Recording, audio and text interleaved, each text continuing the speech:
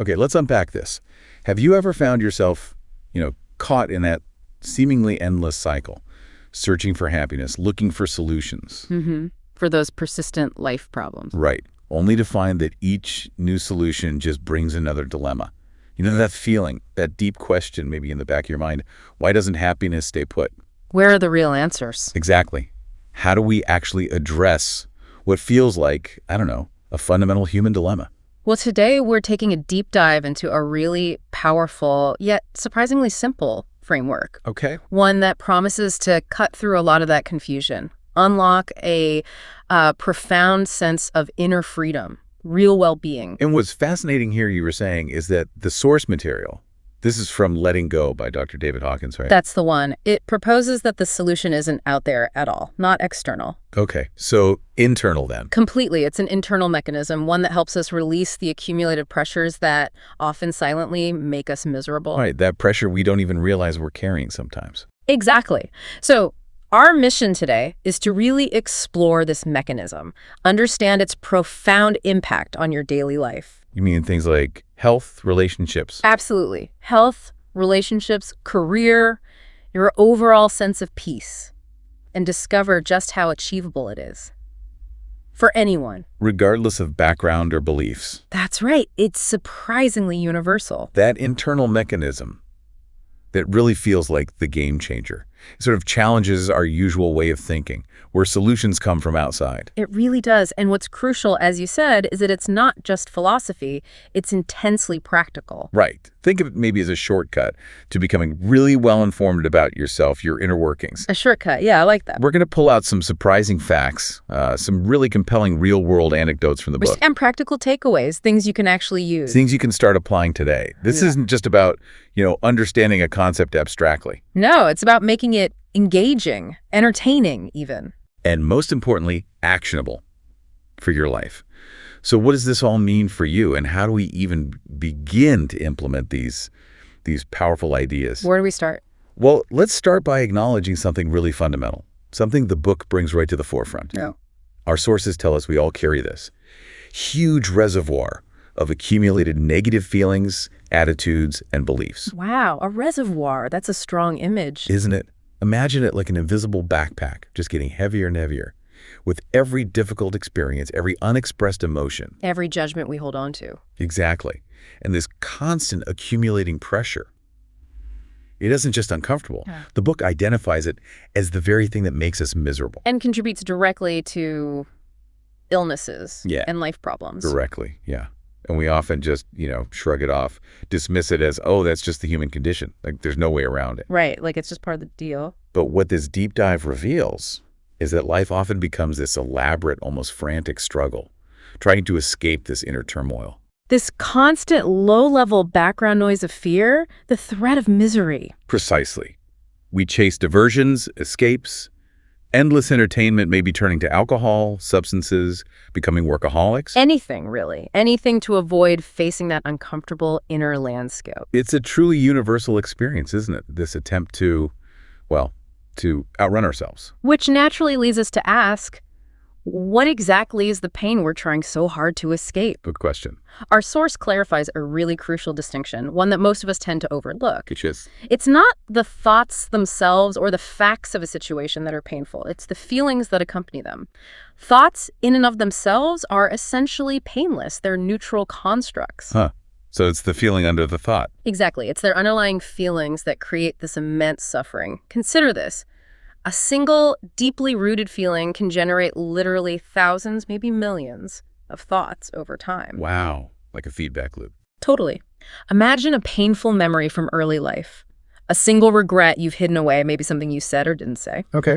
The book points out that years and years of negative thoughts, ruminations, self-blame, what-ifs, can all be tied to that one deeply buried event. Right. I can see that. But here's the astonishing part. The promise is that if we could surrender that underlying painful feeling, Just the feeling. all those associated thoughts would, surprisingly, just vanish instantly. We might even forget the event itself ever happened. That seems almost too simple. It sounds it, but it reveals something fundamental. Our minds aren't just thinking machines, they're feeling machines first and foremost. That makes sense. And you mentioned this aligns with some scientific work. Yes, absolutely. This observation actually aligns with some groundbreaking scientific research, specifically the gray-la-violette theory from the early 80s. Okay, what did they find? Their neuroscientific work demonstrated empirically that our feeling tones aren't just reactions, they're fundamental organizing principles for our thoughts and memory. Organizing principles. How so? They showed how our memories are basically filed away in the mind's vast bank according to the different shades of feelings linked to them, like emotional tags. Ah, okay, so feelings are like the filing system. Pretty much. So by relinquishing or letting go of a feeling, you're not just dealing with an emotion in isolation, you're literally dismantling entire mental constructs. All those thoughts and beliefs attached to it? Exactly. All those associated thoughts, beliefs, even the memories that feeling held captive, you're freeing up immense psychic energy. Wow. That really shows how deeply intertwined our emotions and our thoughts are. It really does. It echoes what Hawkins reveals about emotions being the true drivers, often hidden behind our thoughts. Okay, so if feelings are the core issue, the real driver, Yeah. how do we typically try to deal with them? And why do these common methods, the ones outlined in the book, why do they fall short? Right. The source identifies a few prevalent mechanisms, and I think for anyone who's ever felt stuck, these might sound pretty familiar. Let's start by looking at repression. That automatic habit of just stuffing uncomfortable emotions deep down into the unconscious. Yeah, the sweep it under the rug approach. Exactly. This is where we don't consciously feel things like guilt or fear. Instead, they get instantly shoved into the unconscious the moment they threaten to surface. And the mind is clever about this, right? It uses tricks. Very clever. It uses sophisticated mechanisms like denial and projection to keep those feelings buried. We deny the feeling in ourselves, often quite vehemently. I'm not angry. Right. And then we project it onto the world around us. So if we're repressing anger, they become the enemy. Whoever they might be. Could be anyone. People, institutions, the climate, fate, political rivals, even God. The mind then conveniently searches for justifications to reinforce this projection, Building a whole story around it. creating an elaborate narrative to support our blame. And this mechanism of projection, the source explains, actually accounts for, well, for all wars, strife, civil disorder. Wow, that's a big claim. It is. But think about it. It's how we maintain our own self-esteem at the expense of others, which eventually leads to social breakdown because it underlies all attack, violence, aggression. It's a fundamental root of human conflict, then. Seems that way. Now, if repression is one end of the spectrum, the opposite approach many of us try is expression. Right. Venting. Getting it all out. Yeah. Verbalizing, acting out. Sometimes in endless group demonstrations or public complaints. Yeah. Society often encourages this, right? Get your feelings out, like it's a healthy release. Catharsis. But the book makes a very important and maybe counterintuitive point here. Okay. Expressing a feeling actually tends to propagate that feeling. It gives it greater energy rather than truly releasing it. So venting doesn't get rid of it? Apparently not fully. It only allows just enough pressure out for the rest of it to be suppressed again, perpetuating the cycle. Okay. And think about its impact on relationships. Dumping your negativity on others, that's essentially an attack, whether you intend it or not. Yeah, nobody likes being on the receiving end of that. Exactly. It forces them to then suppress, express, or escape those feelings in turn. It inevitably deteriorates relationships, fosters this environment of emotional warfare. So what's the alternative then? Well, the source suggests the far better way is to take responsibility for your own feelings. Neutralize them internally, so only positive, constructive feelings remain to be expressed. Taking ownership. Okay. But what about those times when we just want to avoid the feeling completely? That brings us to the third mechanism, escape. Yes. Distraction. Simple avoidance through diversion. And this is, interestingly, the backbone of entire industries.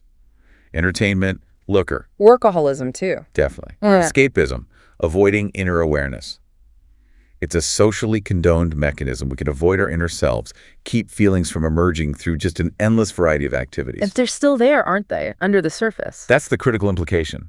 These feelings don't just vanish. They still exist, they're still accumulated, and they're still driving the very escapism we're engaged in. So the distraction itself is fueled by the thing you're trying to distract from. Exactly. You might be watching a movie, but that underlying anxiety is still there, subtly pushing you to seek the next distraction and the next. It's a treadmill. So when we connect all this to the bigger picture, it becomes, well, abundantly clear that these common methods, repression, expression, escape, they don't actually resolve the underlying emotional pressure. They just shuffle it around. Right. They push it around, bury it, maybe relieve it momentarily, but that weight, that backpack, it remains. And stress. How does that fit in? Well, stress, for instance, isn't caused by external stimuli themselves. Not really. It's caused by our reactivity to them. Overreaction. Yes, which is a direct result of that accumulated pressure of repressed and suppressed feelings. The more emotional pressure we've been holding down, consciously or unconsciously, the more vulnerable we are to stress. So the external event is just the trigger. Exactly. And the body's response to stress is significant. The book mentions that a negative feeling can instantly cause a 50% loss of muscle strength. 50%? Wow. And narrow both our physical and mental vision. It literally makes us less capable in that moment. Less resourceful. Precisely.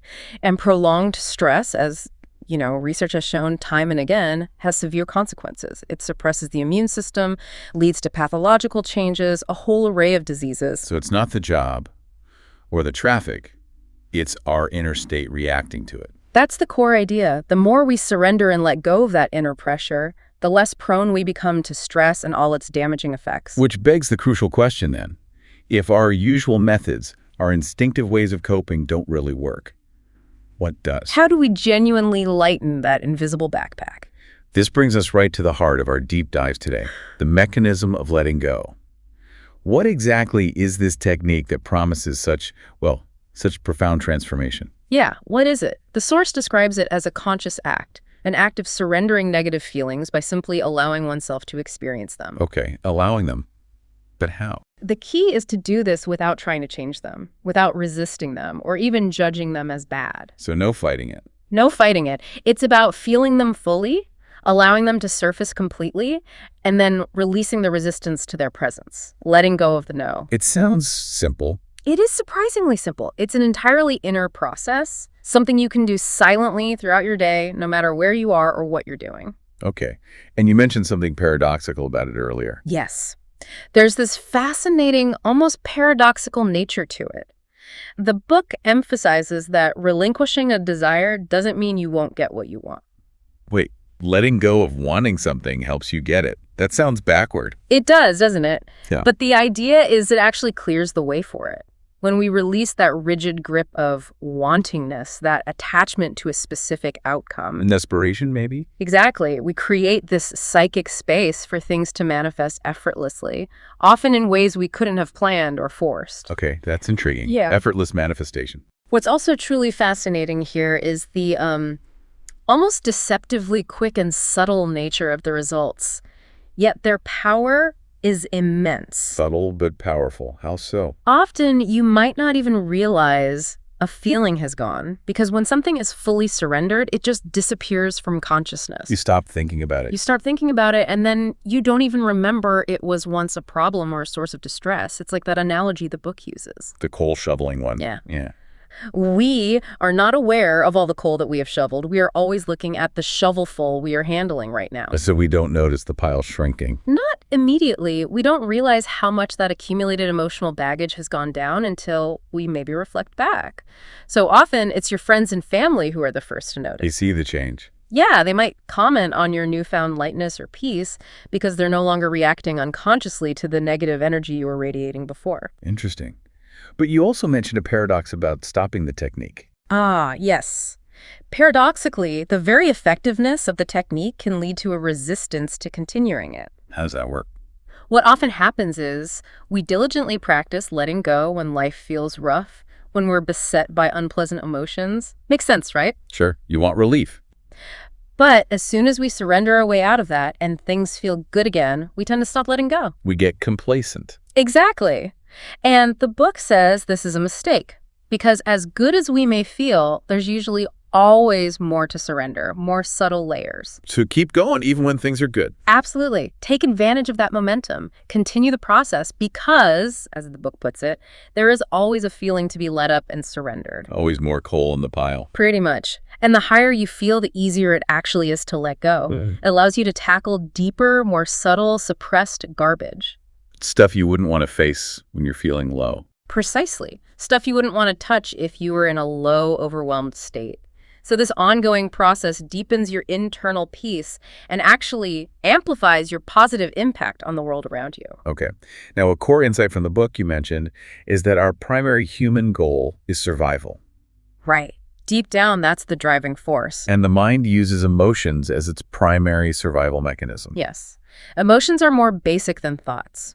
Reason is essentially just a tool the mind uses to achieve its emotional ends, to justify its feelings. So feelings come first, reason follows. Often, yes. Ah. Especially when the underlying emotion is unconscious or out of awareness. People often don't truly know why they're doing what they're doing. They develop all sorts of plausible but often superficial reasons for their actions. Rationalizations. Exactly. Yeah. Which leads to this powerful technique the book offers for uncovering these hidden motivations, the what for question. Ah, okay. How does that work? You just ask what for repeatedly, digging deeper with each answer until you uncover the basic underlying feeling behind any activity or desire. Can you give an example? Sure.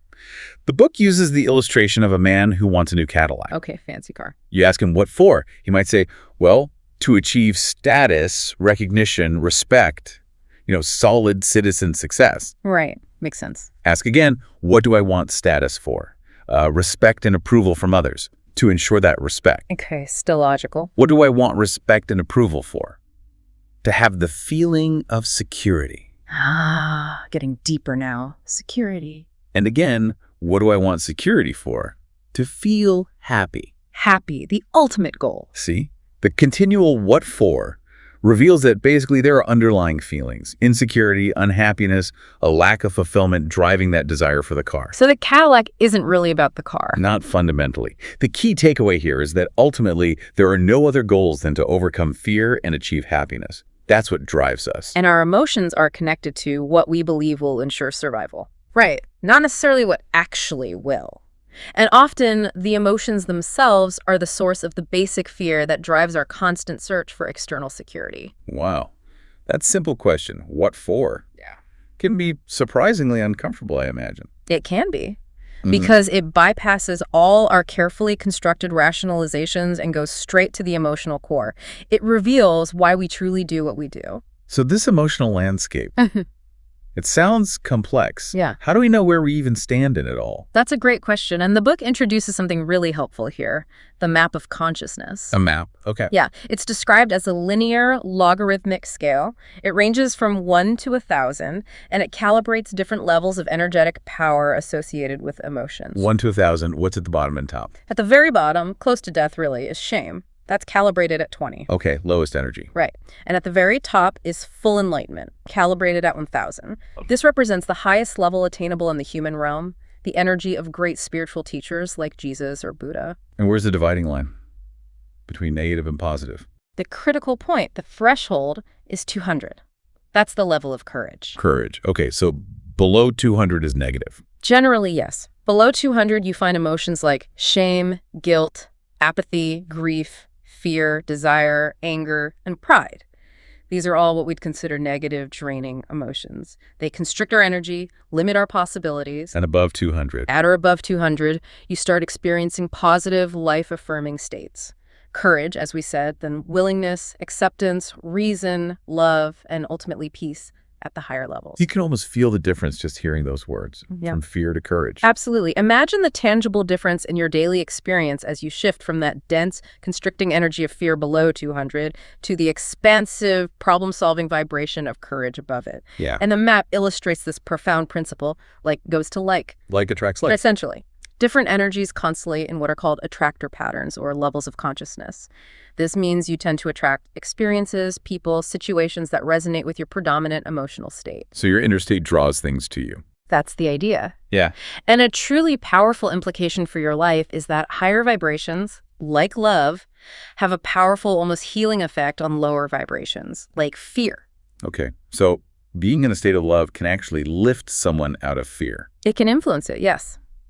And the fastest way to move up that map, from the bottom towards the top. How do you do that? The book emphasizes it's by consistently telling the truth to ourselves and to others, by shining a light on those hidden feelings, acknowledging what's really there. Honesty and awareness. Exactly. That seems to be the key accelerator. Okay, the true power of this framework, though, really comes alive when you see it in action, right?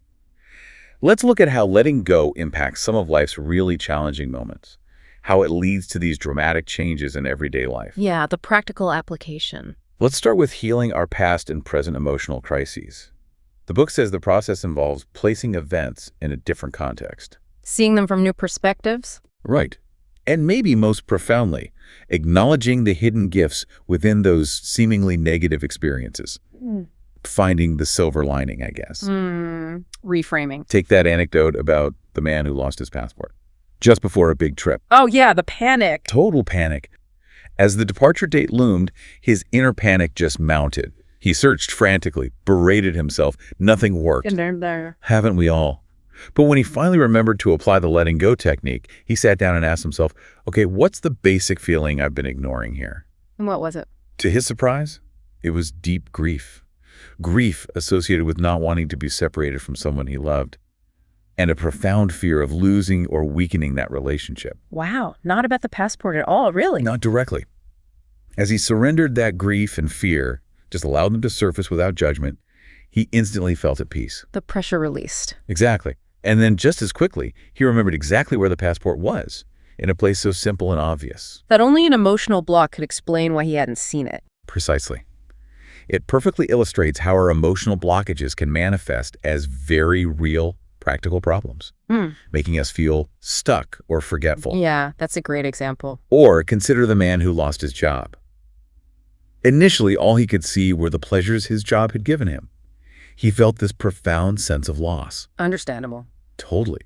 But after some time, and consistently letting go of his grief and fear around it, he reevaluated.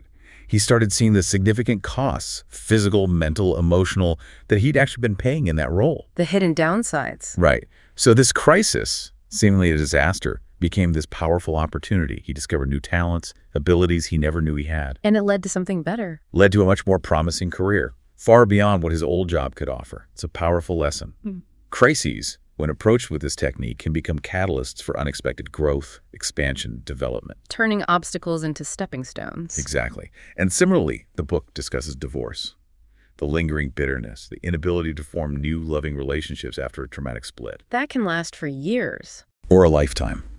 An unwillingness to let go of blame, resentment, that sense of victimhood. It can keep a person emotionally crippled. Trapped in the past. But letting go of that blame, the source explains, is the key. The key to true healing, moving forward, freeing up energy to build a new, joyful life. It takes courage, though. It does.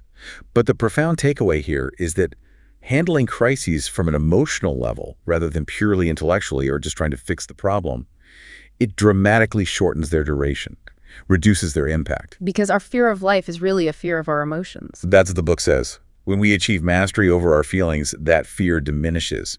Our self-confidence soars. It opens up whole new avenues of life experience we might have avoided before. Yeah, that makes a lot of sense. And you mentioned one of the most powerful shifts is moving from I can't to I won't. Ah, yes.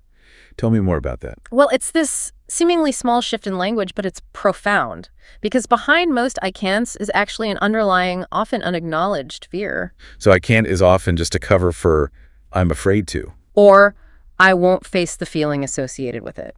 When you acknowledge I won't, you take responsibility. You uncover the true feelings that are stopping you. Like embarrassment, pride. Embarrassment, pride, maybe reluctance, or just the sheer effort involved. And this applies to so many common inhibitions that limit us in daily life. Like public speaking, that's a huge one for people. Huge one. The author actually shares his personal journey with this. From being so frightened, his voice would literally fail when presenting a patient's case, to eventually enjoying speaking on national television. Initially, the belief was, I can't speak in public, which led to avoidance, loss of self-esteem. Classic cycle. Right. Later, the fear shifted to, I might be boring.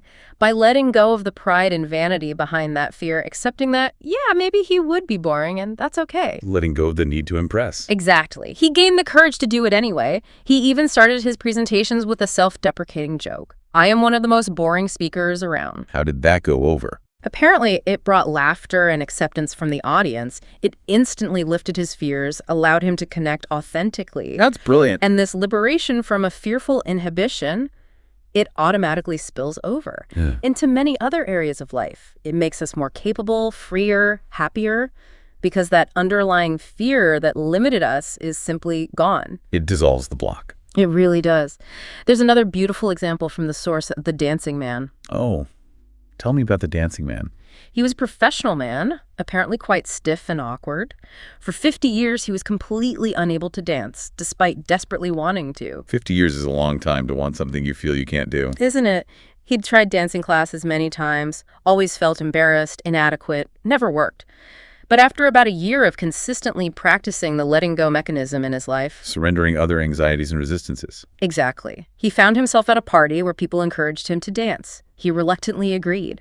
And as he kept letting go of his resistance, his anxiety, just allowing the feelings to surface without judgment. What happened? Something incredible. In an instant, his inner feelings apparently ascended from apathy through grief, fear, desire, anger, pride, all the way up to joy, and then to love. Whoa! All in that moment. In that moment, he suddenly began to dance with joy and ecstasy, just like he'd always dreamed.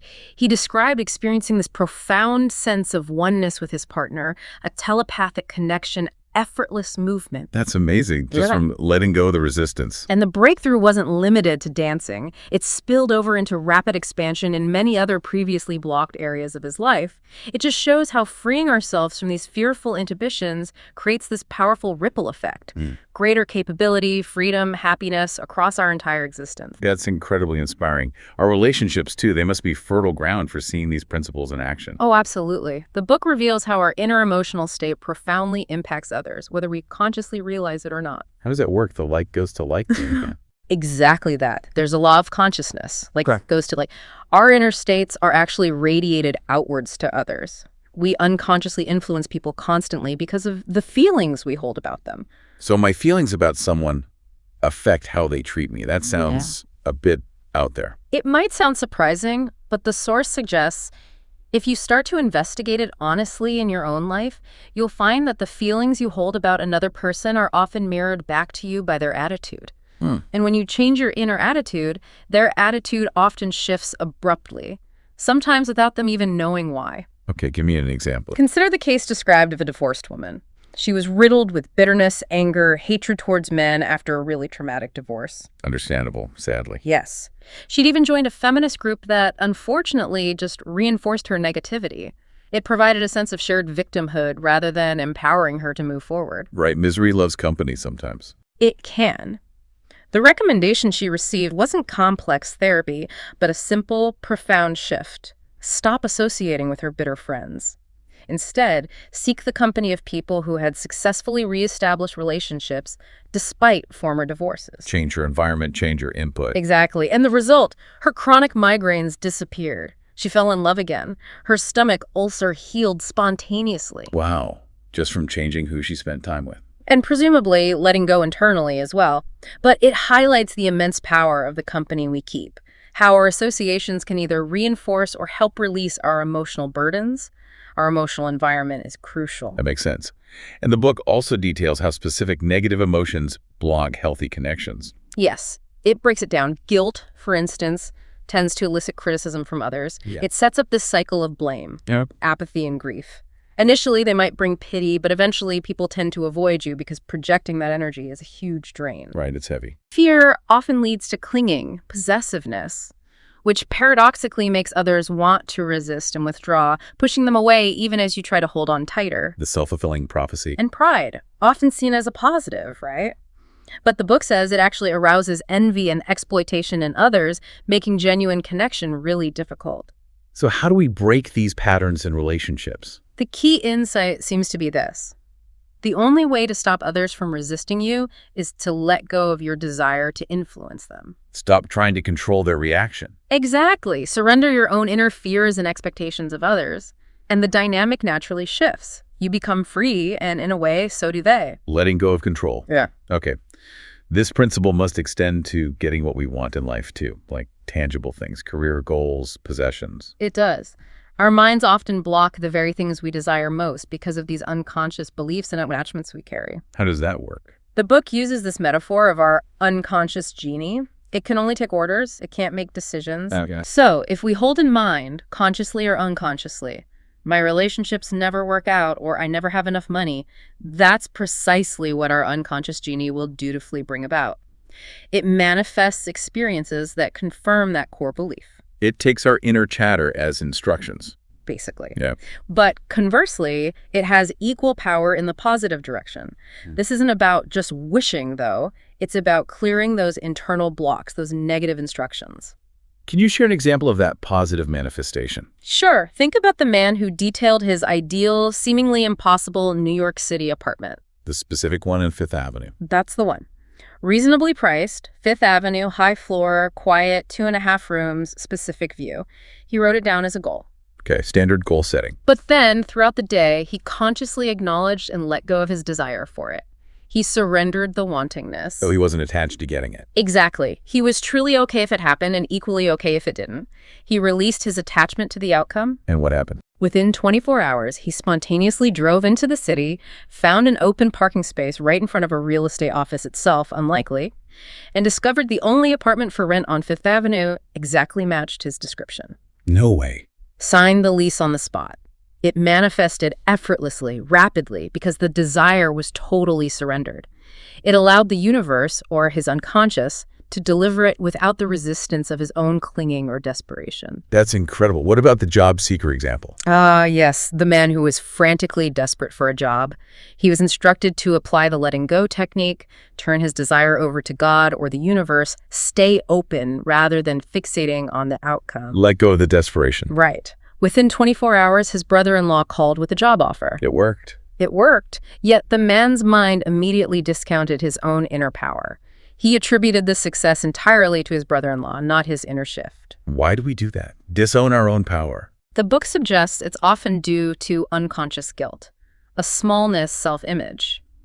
We don't believe we actually deserve the good things that come easily when we let go. We project the power outwards. So we block good things because we feel unworthy. That seems to be a major mechanism. And in sales, too. There was the art gallery worker. Who couldn't make a sale. Right. Tried all the positive thinking, visualization, nothing worked. Weeks went by, pressure mounted. Finally, in desperation, she let go completely, surrendered all the pent-up feelings, the efforting, just allowed herself to feel the desperation without trying to fix it. And then? Within an hour of feeling that inner shift, that peace, she sold 2 sculptures. One was ironically titled, Letting Go. You can't make this stuff up. Apparently not. And the book also notes insurance agents' sales increased by 1/3 after learning this technique. So what's the deeper principle here? It seems to be that unconscious guilt and the smallness, self-image, limit what we think we deserve or what we're capable of achieving. That saying, the poor get poorer and the rich get richer. The book explains it not just by external factors, but by this internal self-perception, the subconscious beliefs about what one is worthy of.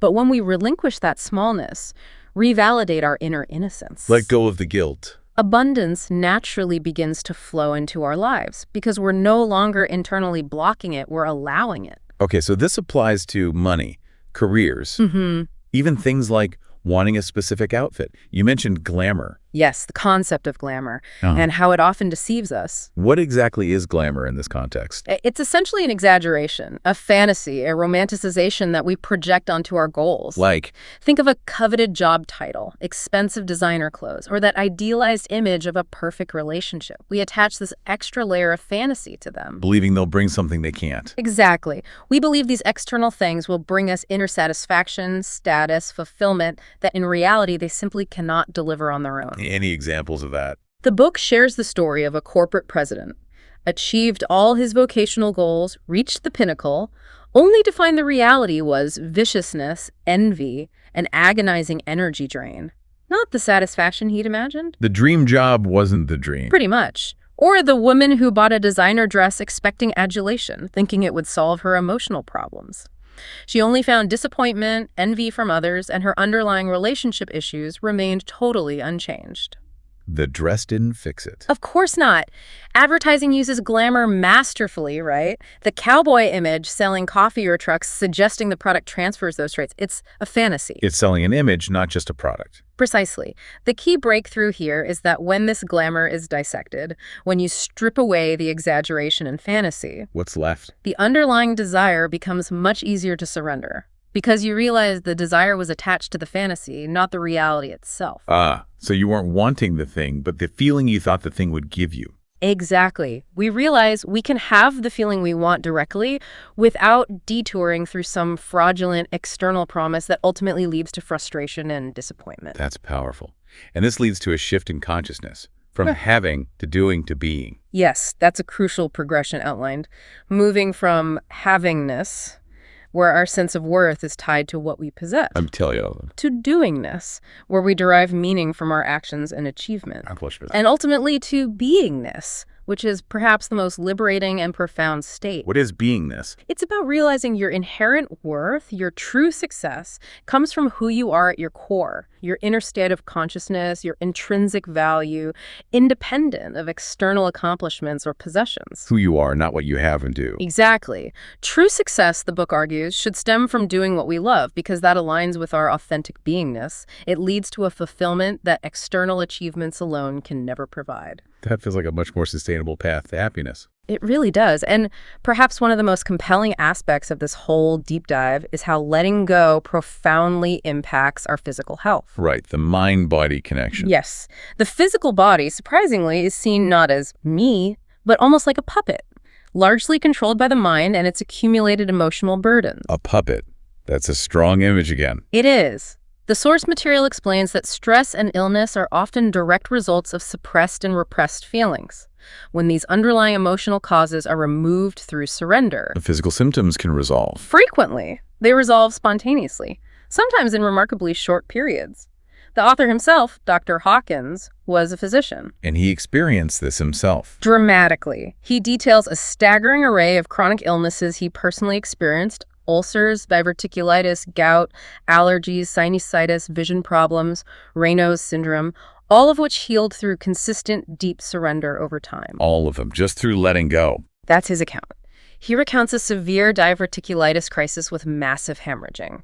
Instead of the hospital, he made a conscious choice to completely surrender to all the sensations, the pain. Without labeling it. Without labeling it diverticulitis or bleeding, just observing the raw sensation. Within 4 hours, the bleeding stopped, the cramps went away, the diverticulitis was completely healed. 4 hours, that's astounding. He also notes a severely sprained ankle healing in minutes through instant surrender of the pain and the underlying fear associated with the injury. Okay, these are powerful anecdotes. Any others? Another powerful example given is a magazine publisher with advanced multiple sclerosis. Medical professionals had apparently given up on her case. MS is serious. Very. Through a year of consistently relinquishing guilt and resentment via forgiveness, using a specific workbook technique from another source, Course in Miracles, her MS reversed itself dramatically. Reverse. She regained radiant health, started walking normally again. It's presented as a testament to the power of releasing deep-seated negative emotions. So letting go impacts the body profoundly. It seems so. The book contrasts the typical preoccupation we have with the body, its appearance, health fears, diet obsessions, environmental paranoia. Which drains so much energy. Immense energy. Contrast that with the profound shift that occurs through letting go. The identification shifts from I am the body to I have a body. A subtle but huge difference. Huge. The body then becomes peripheral to awareness. It functions effortlessly, smoothly, as its underlying emotional burdens are lifted. This frees up enormous mental and emotional energy previously tied up in physical anxieties. And this connection is objectively demonstrable. You mentioned kinesiology. Yes, applied kinesiology or muscle testing. This technique, used by some practitioners, shows something quite remarkable. What does it show? That a negative thought, even an unconscious one, can instantly cause a verifiable 50% loss of muscle strength, while a positive, high-vibration thought like love makes the same muscle strong. You can actually measure the effect of a thought on the body? Objectively. It's presented as an impersonal response of the consciousness field, showing the energetic truth of what we hold in mind. Muscle testing can even reveal unconscious belief systems.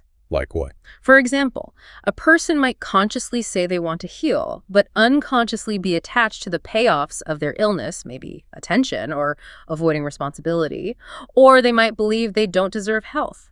The muscle test can reveal that conflict. Wow. So the body knows the truth, even if the conscious mind doesn't. That's the implication. And it leads to this profound statement.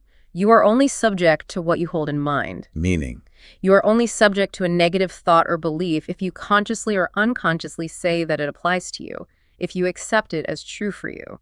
That explains why some people don't get sick during epidemics. It helps explain it, yes. Or why some thrive during economic depressions when others suffer. They simply refuse, consciously or unconsciously, to buy into the negative belief system. They don't give it energy or consent. So a practical tip from this: stop labeling disorders. That's a key practical tip. Instead of saying, I have asthma or I have ulcers, which are abstract concepts, whole limiting programs in the mind simply observe the sensations themselves. Like tightness in the chest. Right. Or a burning sensation. Exactly. Feel the raw sensation without the limiting concept attached. When you remove the label, the book suggests healing can accelerate dramatically because you're no longer giving power to the limiting program, the disease identity. Just deal with the sensation, not the story. Right. And ultimately, while fear is so prevalent in health matters, the book emphasizes that love holds immense healing power. Unconditional love acts like pure sunlight, effortlessly removing the clouds of negativity.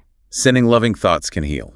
It can, but the caveat is they must be truly loving thoughts, not mixed with fear or guilt, which is why sometimes a family's intense fear for a sick patient might inadvertently block healing rather than bringing it, because fear is a low-energy vibration. Fascinating. Okay, let's dig a bit deeper into some of those primary negative emotions that trip us up daily. How does letting go specifically address them? Let's start with guilt. Guilt. Such a pervasive one. Right. It causes constant self-punishment, makes us feel we should be doing something else, something better. It's often projected, too, creating that need for an enemy to blame. Fueling conflict. Exactly. And the cost of guilt is huge. Yeah. Loss of freedom, this debilitating self-perception of weakness, of victimhood. So how do we let go of guilt? The solution suggested is, first, to see that we choose to blame. We choose to hold on to guilt.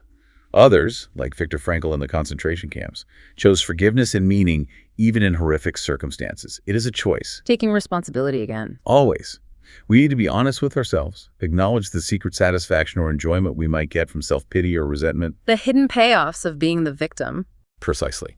And then actively surrender those payoffs. When the guilt goes, the book says, the necessity for self-punishment disappears with it. It lifts us out of apathy, depression, into empowerment. Okay, what about anger? Another big one. Huge. And repressed anger, even if it's unexpressed, apparently has really deleterious health consequences because the underlying intention behind it is negative, destructive. Yeah, anger feels corrosive. It does. And the problem is we often feel guilty about being angry. So we make the object of our anger wrong to justify our own feelings and actions. We need to make them the bad guys so we can feel okay about being mad. Exactly. But the book suggests a profoundly helpful approach. View the energy of anger positively. Use it to fire up your ambitions, your actions, constructively. Channel the energy. Yes. Instead of destructively venting or stewing. For instance, if you're angry at your boss for not acknowledging your efforts, instead of complaining, use that intense energy. Create a project of such excellence, it undeniably proves your point. Or use the energy to find a better job. Or find a better job. Channel it into positive change. The book also highlights self-sacrifice in relationships, how it often leads to anger. Because of unspoken expectations. Exactly, that classic scenario. Yeah. The wife meticulously cleans, silently expecting appreciation. The husband comes home exhausted, silently expecting comfort. Neither gets what they unspokenly expect. Resentments build. And then explode over something small. Right. Letting go of those unspoken expectations, communicating needs that liberates both parties from the anger trap. Makes sense. Now, what about pride? Society often sees pride as a good thing. It does, but the book identifies it as devoid of love and essentially destructive at its core. Devoid of love. Why? Because pride takes forms like arrogance, boastfulness, vanity, snobbishness, prejudice. It's described as thin ice, a poor substitute for real strength because it relies on external validation and comparison. It needs an audience. It does. And a core principle here is defensiveness invites attack. Pride always implies an underlying doubt that needs constant reinforcement, constantly needs to be cleared up. so it invites challenge and competition. Okay. So how do you let go of pride? Isn't some pride healthy? The book distinguishes pride from self-esteem or dignity. It suggests realizing that love is a much higher, more powerful state than pride. When we truly love something, or someone, or ourselves authentically, there's no need for defense, no need to prove anything. Love is self-sufficient. Exactly. Yeah. We let go of pride by examining its true nature. We often find that the smaller we feel inside, the more we compensate with outward displays of pride. Like labels on clothes, brand names on cars. Yes, or bragging about cost. Yeah. All forms of prideful compensation. And these actually lead to exploitability. Others can manipulate us by appealing to our vanity. Interesting. Ultimately, pride blocks genuine communication. It elicits envy and hatred. That anecdote of the wealthy man subtly conveying prices while the author reflected on malnourished children. It highlights the sorrow of a value system rooted in pride, not genuine worth or compassion. So letting go isn't about becoming weak or passive then? Not at all. It's about shifting to a higher state of choice and consciously leveraging the positive opposites of these negative feelings. Positive opposites. Yes, the universe, our sources tell us, is balanced by equal and opposite forces. Yin and yang, fear and courage, hatred and love, timidity and bravery, stinginess and generosity. Okay. So how do we use that? The way out of negativity is twofold. First, willingness to acknowledge and let go of the negative feeling, and at the same time, willingness to let go of resisting its positive opposite. Let go of resisting the positive, like resisting love or generosity? Exactly. If you find yourself resisting generosity, acknowledge that resistance, then imagine being generous. Feel the openness of it. We often suppress a natural desire to forgive, maybe clinging to the justice of our anger. Holding on to the grievance. Right. As we let go of the resistance to forgiving, a willingness to let go of the grievance often emerges naturally. With the surge of relief, inner peace. So it's letting go on both sides, negative and resistance to positive? Yes. This whole process changes our context. It lifts us from being a helpless victim of circumstances to becoming a conscious chooser. We realize we are free to choose not to buy into negative belief systems. Like the unemployment or epidemic examples. Exactly. If news reports high unemployment, you can choose to refuse that thought form. Unemployment does not apply to me. You withdraw your mental energy, your consent.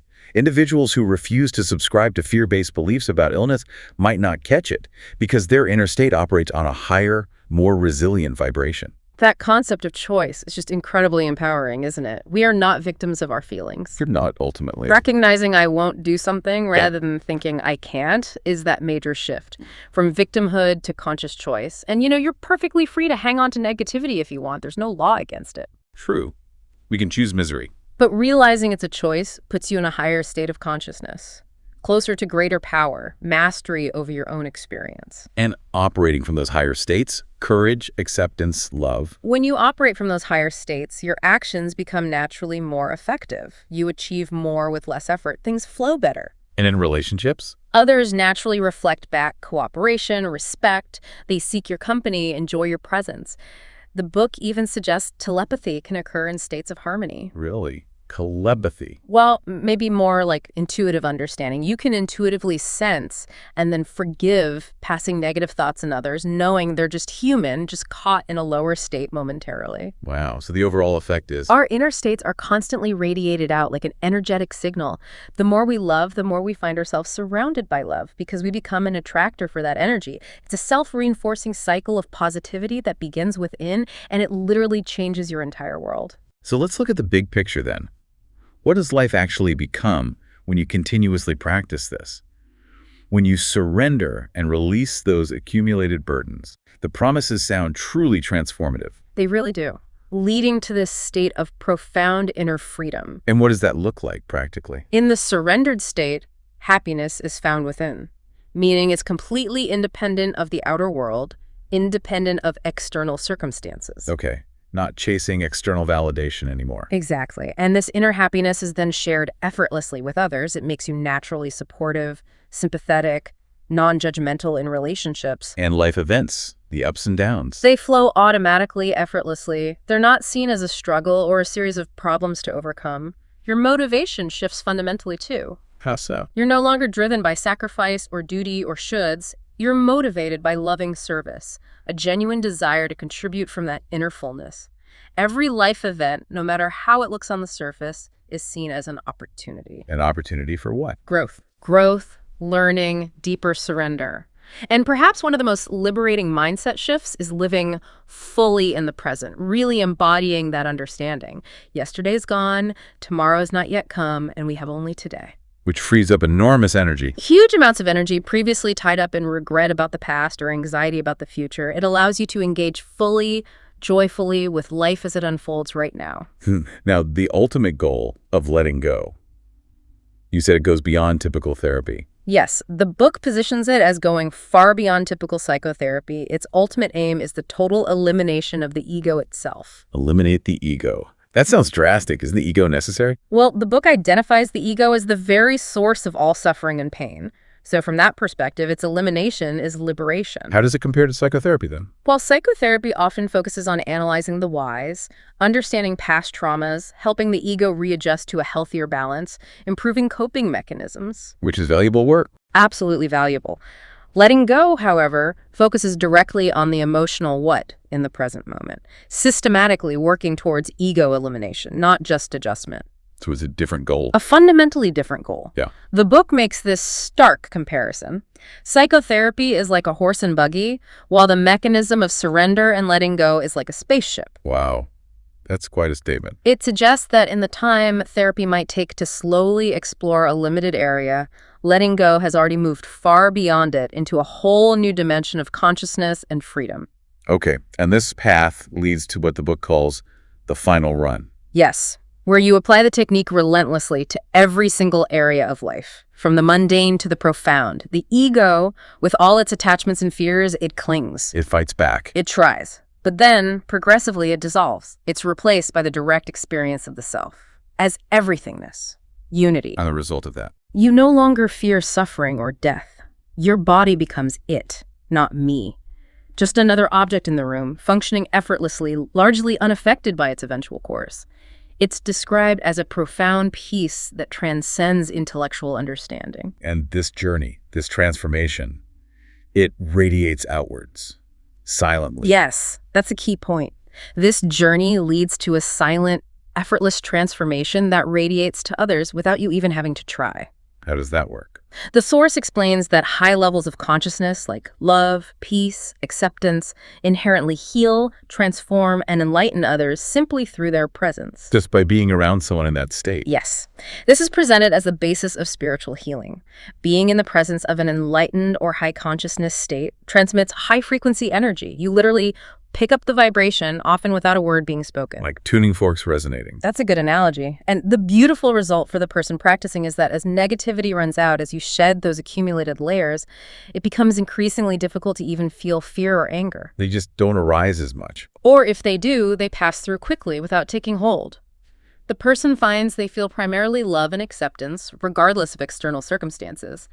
That becomes their predominant state of being. And this helps with aging too. Yes. The book suggests it facilitates graceful aging. It allows for acceptance of physical decline, if it occurs, and a greater appreciation of the care others might offer, rather than resentment of lost capabilities or fear of the future. Acceptance instead of resistance. Always. And the most profound realization here, perhaps, is that all of life is seen as evolving towards its perfection. Through this process of letting go, we become completely in sync with the underlying laws of the universe, the laws of consciousness itself. In sync with the flow. Exactly. And as you continue to surrender, intuitive knowingness progressively replaces analytical thinkingness. Logic gets bypassed. What bypassed? Because at the highest levels of vibration, the book states everything in the universe is connected with everything else.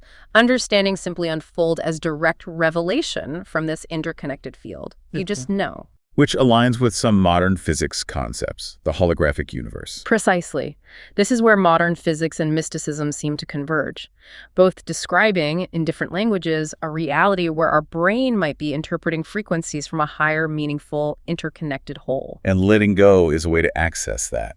The book describes letting go as a third way up the mountain to verify the ultimate nature of reality. Alongside traditional mysticism and advanced theoretical physics, each surrender, each release is a powerful step up that mountain. What were the simple steps the author found led towards enlightenment? Based on his own experience, he recounts an intense desire for the state, constant universal forgiveness and gentleness towards all things, profound self-compassion. Being kind to yourself through it all. Crucially, and consistently surrendering personal will, all thoughts, feelings, desires, deeds to the divine, or to that higher reality. It sounds simple but profound. And the process, he describes, is like that rocket leaving Earth again. Yep. Initial effort is needed to overcome the gravity of negativity. Getting started, building momentum. Yes. But then it gives way to effortless momentum as more and more negativity is released. Things just start to flow. As he puts it, what were once impossible dreams now become actualized goals effortlessly. Wow. Okay, so let's bring this all back. Back to you, the listener. We've taken a really deep dive into this profound, yet fundamentally simple, mechanism of letting go from Dr. David Hawkins' transformative work. And the key takeaway really seems to be, it's not about acquiring something new. It's not another technique to add on. No, it's about rediscovering the freedom, the peace, the happiness that's actually already inherent within you, underneath all the noise. This powerful approach isn't just, an interesting philosophy to ponder. It's presented as a practical, actionable tool for everyday life. Offering a clear pathway to heal old wounds, conquer those long-standing inhibitions we talked about, dramatically improve your relationships. Attract abundance, even profoundly impact your physical health. The scope is huge. So if we connect this to the bigger picture for you, what does it really mean? It means shifting your fundamental perception, moving from I am a victim of circumstances to I am a conscious chooser of my inner state. That's the pivot. Taking back your power. Absolutely. And you can begin this journey today, right now, by simply acknowledging your feelings as they arise, allowing them to surface without judgment. So letting them be there. Letting them be there, and then willingly surrendering your resistance to their presence, letting go of the no. And notice the shifts. Notice the small shifts, the subtle lightening of your emotional burden, the positive changes that start to ripple through your life as you consistently apply this. Even small surrenders add up. It's about taking radical responsibility then, for your own consciousness. Yes. And realizing the immense, often untapped power it holds for your well-being, for your entire experience of life. Okay, here's a truly profound revelation from the book, and maybe a final thought for you to mull over as we wrap up. Go on. Consider one impossible dream you've held onto, or one long-standing inhibition that has limited you, maybe for years. Okay, got one in mind. What if? What if the only thing standing between you and that breakthrough is simply your resistance to the feelings associated with it? The fear, the guilt, the I'm not worthy. So the block isn't external, it's internal resistance. That's the proposition. What deeply held belief, what old resentment, what inner fear are you maybe just willing to consider letting go of today? To unleash the boundless energy and freedom that's waiting to shine forth from within you. Imagine the possibilities. Imagine the possibilities that open up when you stop pushing against yourself, stop fighting those inner states, and instead just choose to simply let go. The process is always available, always present, right here, right now. The universe, in its boundless wisdom, always says yes to what we truly hold in mind. So the question is, what will you choose to hold in mind? And maybe more importantly, what negativity, what resistance will you choose to let go of? To allow greater peace, greater joy, greater fulfillment to effortlessly unfold in your life.